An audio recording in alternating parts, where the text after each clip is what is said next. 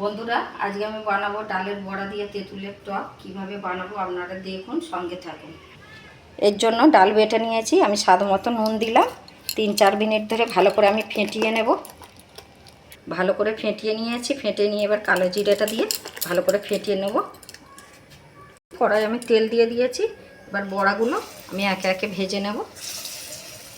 এইভাবে আপনারা বানিয়ে খাবেন, এইভাবে আপনারা ভালো লাগবে।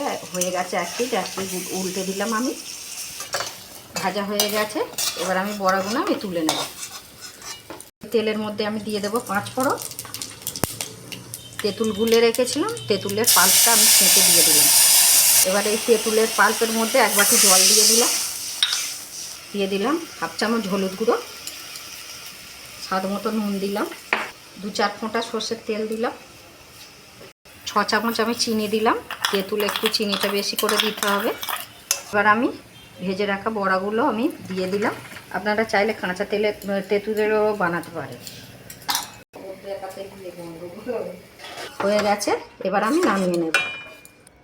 এবার এর মধ্যে আমি জিরে গুঁড়ো ছড়িয়ে দিলাম। ভেজে শুকনো খোলায় গুঁড়িয়ে রেখেছিলাম। গরমের দিনে এইভাবে আপনারা বানিয়ে খাবেন বন্ধুরা, তেঁতুলের টক খুব ভালো লাগবে। কেমন লাগলো কমেন্টে জানাতে ভুলবেন না বন্ধুরা। এইভাবে তেঁতুলের টক বড়া দিয়ে বানিয়ে খাবেন। মনে করলে মুসুরির ডাল দিয়েও বানাতে পারেন। রাখলাম বন্ধুরা, ধন্যবাদ।